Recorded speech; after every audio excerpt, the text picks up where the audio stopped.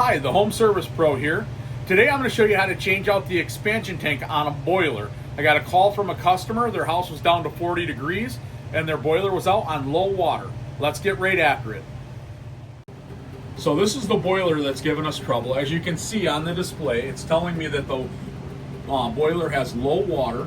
Just below that, you can see the pressure gauge. You can see the pressure gauge is sitting on 0. We're looking at the outer ring, and that gives us what the pressure is, and it's on 0. If you go up to the top of the boiler, you can actually see the low water cutoff. The yellow light tells me that the boiler is low on water. Just above that is what's called the relief valve. So what happened is the relief valve opens up when the boiler exceeds 30 psi. And in this particular case, we have the expansion tank over here that has gone bad. It's a thermal expansion tank. So when the water heats up, the water expands and it pushes down on a bladder inside this tank to soak up all the thermal expansion. In this particular case, this tank has gone bad, so it has nowhere for the thermal expansion to go. So as the boiler heats up, the water expands, it dumps it on the floor because it gets over 30 psi and it runs out of water. So today we're going to replace the boiler, or the boiler expansion tank, and that should fix our problem. So we'll go ahead and get that changed out and we'll see if the unit works the way it's supposed to. So this is the expansion tank that we got to replace. I want to go ahead and isolate as much of the piping as I can so we don't drain the boiler system out. So we know that this comes up, it hits the air purger. We're going to come back and we can see there's a valve right here. We're going to go ahead and shut this valve off. That way everything behind that valve, it doesn't drain back to us when we remove the tank. We're going to follow the piping back and it comes around over here, goes down under the boiler, comes around to here, and comes up to the boiler. We're gonna go ahead and shut this valve off so we don't drain the boiler. And then we got this line here that comes off from there. So we're gonna follow that around. It goes through this pump and we're gonna shut this valve off. So now we're gonna go ahead and drain some of this out so we take the pressure off from this system so we're not getting wet when we pull this tank. So I'm gonna get down here. And with this style valve, you can see on this handle, it's got 3 arrows. So right now I know that I'm across, so I'm shut off. And now that arrow is pointing back toward my pump. So that tells me that right now, this boiler drain that's here is draining this side. So we're gonna go ahead and drain that because we wanna take the pressure off from this piping to take the pressure off from that pump. So I'm gonna hook my hose up here.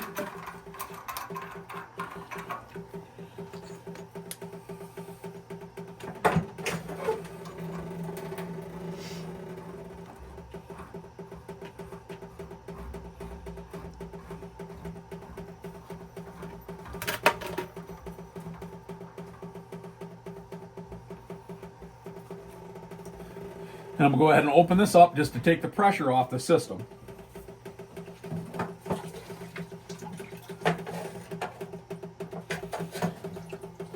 Now that I got the pressure off the system, I'm going to close this.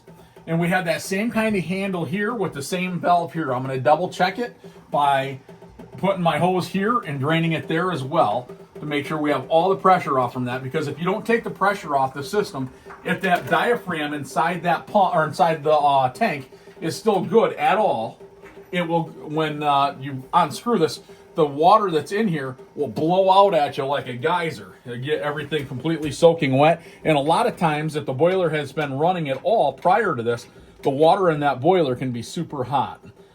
So I'm going to tie that on, open this up. And as you can see out the end of my hose, I've got a little bit of water, but we know that there's no water pressure there because it's not spraying out. So we should be safe to take this tank off because we have the pressure off from it. So I'm going to go ahead and shut that valve off. I can go ahead and disconnect my hose from here just to get it out of the way, and so we don't forget to do that. Drain that hose out. We'll get this out of the way. Okay. So the next step is I'm going to put this cap back on here, and then we're going to go ahead and remove the tank. I got to grab a wrench to do that. I'm going to try it with a pair of channel locks and we'll see what happens here. All right, so I've got my wrenches. You're going to want to hold back up on this T. So when you're loosening this up, you don't start spinning this T and everything loose.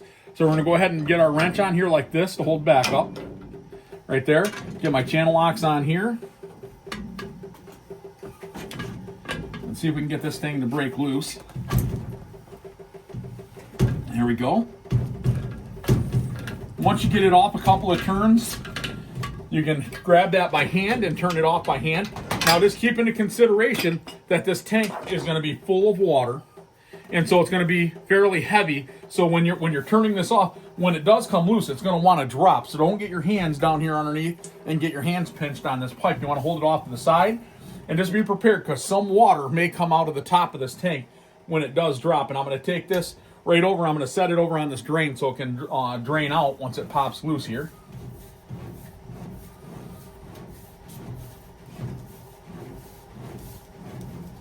Getting ready to release.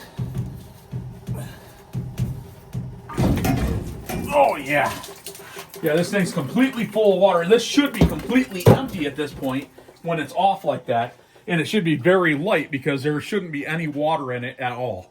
So I'm going to go ahead and get the new tank prepared, and we'll be right back. So this is the new tank that we'll be installing. As you can see, it's very light compared to the other one, which is how it should be. When this diaphragm is good, it should push all the water out of it, because that one wasn't. That tells me that tank was what we call waterlogged. So what we got to do to prep the tank is these threads up here. We got to put some Teflon tape. I always use Monster Teflon tape. Go ahead and get the Teflon tape open. And we'll get a couple of wraps of Teflon tape on this, and we should be ready to go for installing it.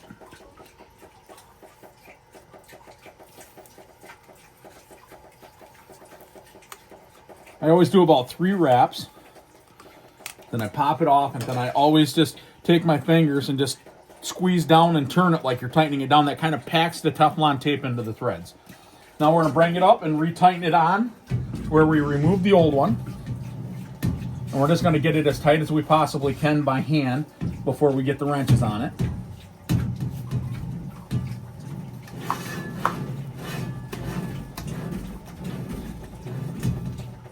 Get that off from there. There we go.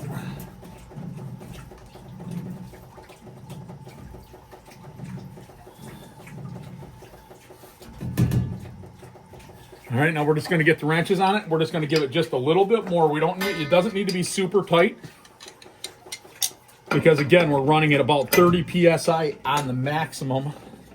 So we don't have to be super tight because we're not super high pressure. So there we go. All right, so now the new tank is installed. We're going to go ahead and get the water turned onto it. So on the back here, we have an autofill system. This is a pressure or a backflow preventer, a pressure reducing valve. It comes around and it pumps right into the tank. So we're going to go ahead and turn this valve right here on, and that should bring our system up to about 20 pounds. But I've got to open the other valves and stuff before it goes to the system, before we'll see the gauge coming up. But I just wanted to go ahead and open that up. This air purger will let a lot of the air out automatically, because we didn't drain the pipes down. There was water still there, so we don't have a bunch of air in the system, but the little bit that was in this pipe, because this pipe drained out, will purge the air out, this air purger. I heard it hissing and stuff, and it's stopped now, so that tells me that most of the air is out of the system. So let's go ahead and open up this valve here. When we open this valve, we'll see our pressure gauge come up. We should see it settle out at about 18 to 20 psi.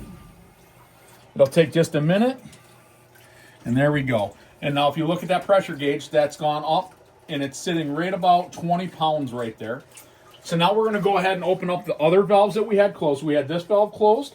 We have this valve closed. We're going to go ahead and open this valve. Then we're going to go ahead, that one's open.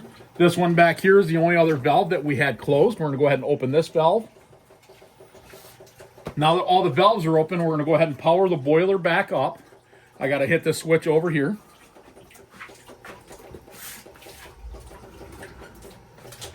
So our boiler should start coming back online now. And as you can see, it's no longer saying low water, and it's getting ready to start firing up. If you go back up to that low water cutoff, you can see that the yellow light is no longer on because we're full of water instead of air. So now we'll go ahead and watch that display on the boiler. It takes just a few minutes for it to go through a full cycle.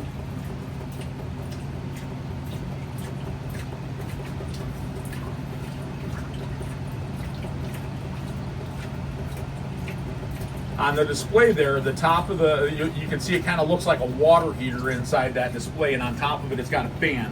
And if you watch that fan here in just a minute, it's going to show a little flame below it. There it is. So that tells me the boiler has fired up and is now heating. So that's all we had to do. The expansion tank has been replaced. The boiler is fired up and running. We did it. That's all there is to changing out the boiler expansion tank on this style boiler. Well, there you go, guys. We got that expansion tank changed out on the boiler. The boiler is up and running. The low water light is no longer on. If you found this video helpful, please like and subscribe to my channel. It helps us grow. Have a great day, and remember, you got this. Thanks, everyone. We'll see you on the next one.